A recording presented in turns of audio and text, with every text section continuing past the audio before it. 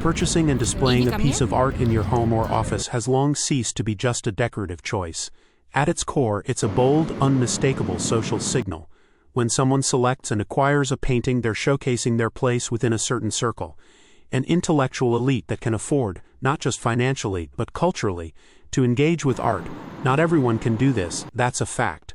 Some even go out of their way to reject it. Well, let's understand and forgive them. In this sense, a painting becomes more than just an object, it's a marker of status. Status is a strange thing, hard to grasp, tricky to achieve, maintain, or grow without losing it. Paintings as status markers work on multiple levels. First, for guests or visitors to your space, it's a clear sign. They're in the presence of someone who doesn't just earn money but invests it in things that carry depth and meaning. This status marker hits them the moment they step into your space. Second, it's a tangible indicator of education and cultural sophistication. This kind of status isn't bought with money, social standing, or power alone. It's earned, say, through an art collection. Third, art is a language spoken by the elite, and owning it means you're fluent in that language. It wouldn't hurt to learn to speak it by possessing these very works of art. So, in business meetings, negotiations, or encounters with partners or clients, a painting on the wall becomes part of the communication. Subtle, subconscious, but incredibly powerful. All of this ties the artwork's owner to these qualities in the eyes of guests and colleagues.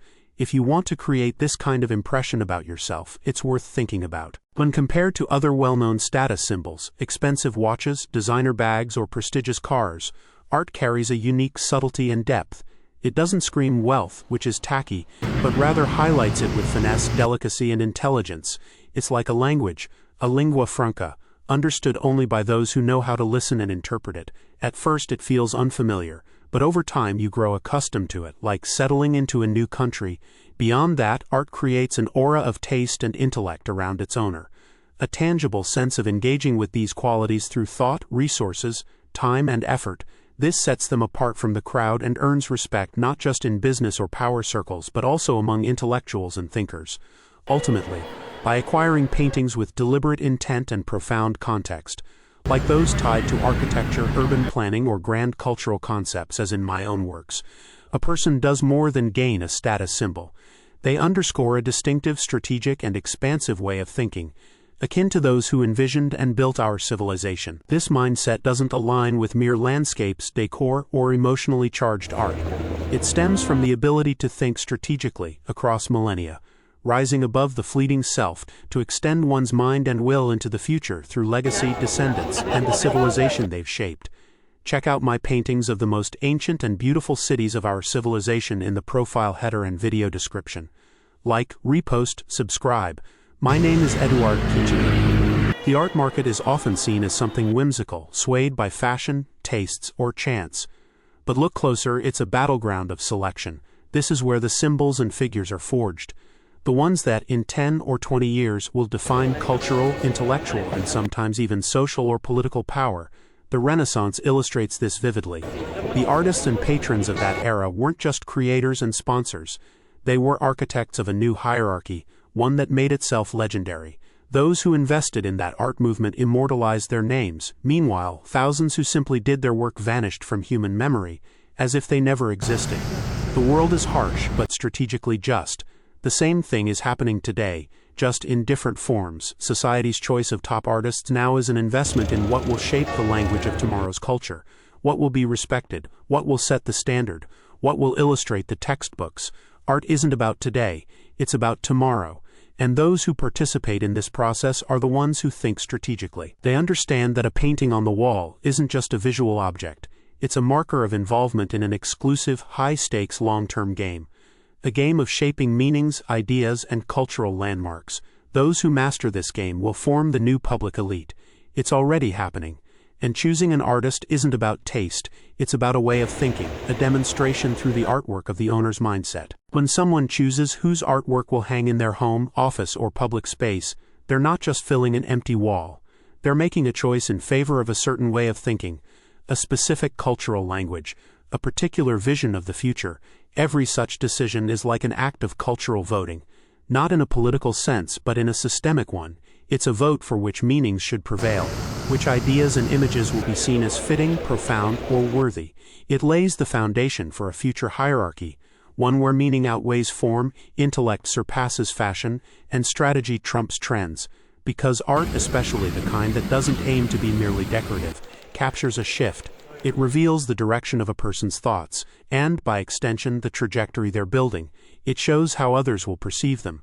Check out my paintings of the most ancient and beautiful cities of our civilization in the profile header and video description. Like, share, subscribe. My name is Eduard Kichigin. Most works of art are created for the aesthetic pleasure of the artist or the future owner, that's a fact. They're meant to be beautiful, pleasing to the eye, harmonious in an interior. But there's another rarer kind of art. It doesn't just decorate, it distills ideas. Its purpose isn't to delight but to shape a field of meaning around its owner. These are the works collected not merely by collectors, but by strategists, people who change the world. They understand that their environment, like an office or another space, is a tool of influence. The space you live in or make decisions in must serve your role in society. It should empower you, fuel your audacity, and push you toward levels of ambition you couldn't otherwise reach. It should create a deliberate, predictable impression on your guests. It can even shape the opinions of those who encounter it. A painting can be such an object. It can serve as a cultural and intellectual status symbol, signaling to others. This is the level at which I think, the level reflected in the artwork in my office. When a work of art embodies ideas of scale, architecture, power, governance, the history of civilization, it becomes more than just a picture. It becomes a vessel for the owner's core convictions. These pieces gain deeper significance over time. They position their owner as a participant in a grand conversation about the future, about power and influence, about the structure of the world, about strategies that can shift the course of events. Those who deliberately seek out such artworks aren't collecting aesthetics, they're collecting leverage. Influence on a cultural level has always been a stepping stone to political and economic power. Every elite, past and present, understands this. That's why a true collection isn't just a set of beautiful canvases. It's a library of worldviews, a curated set of strategic statements crafted in artistic form. Not every piece of art can withstand this weight. It must be designed as a tool of meaning, not decorative, but engineered in an intellectual sense. And such paintings, they're already finding their place in the offices where subtle yet pivotal decisions are made. Maybe you've seen them. Maybe you've even thought about owning one yourself. Explore my paintings of the oldest and most beautiful cities of our civilization in the profile header and video description. Like, share, subscribe. My name is Eduard Kichigin.